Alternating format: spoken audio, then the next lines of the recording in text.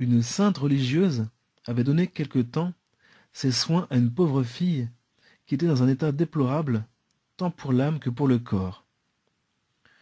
Après avoir mené une vie scandaleuse, elle avait été frappée d'une maladie honteuse qui la rendait un objet de dégoût et de mépris pour tout le monde. L'infection qu'elle répandait autour d'elle était telle que ses voisines l'avaient contrainte de chercher un gîte dans une vieille masure isolée. Son caractère était si acariâtre que, seule notre religieuse, surmontant le dégoût qu'elle lui inspirait, venait comme un ange du ciel lui apporter de quoi supporter sa malheureuse existence. Toutefois, ses services n'étaient payés que par des injures. Lorsque la sœur lui parlait de Dieu, cette créature ne répondait que par des blasphèmes.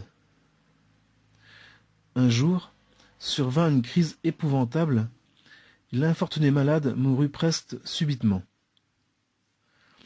Sur le point de paraître devant le souverain juge, elle se souvint des miséricordes de Marie, qu'elle avait quelquefois invoquées dans sa jeunesse, et elle lui dit : « Ô vous, qui n'abandonnez pas ceux que tout le monde repousse, mère pleine de tendresse, venez à mon secours.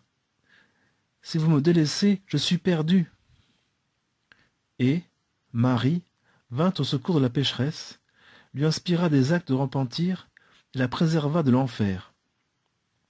Le lendemain, on trouva le cadavre hideux étendu par terre, et chacun ne s'écriait que l'âme était réprouvée. La sœur en était elle-même si convaincue qu'elle l'effaça de son souvenir.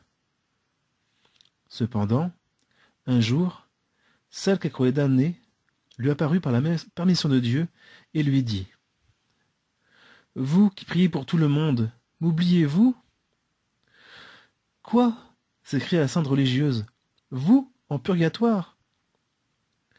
La pauvre pécheresse lui raconta le miracle de salut qui s'était opéré en elle, à son agonie, la suppliant de prier la Sainte Vierge de la délivrer du purgatoire, comme elle l'avait préservée de l'enfer.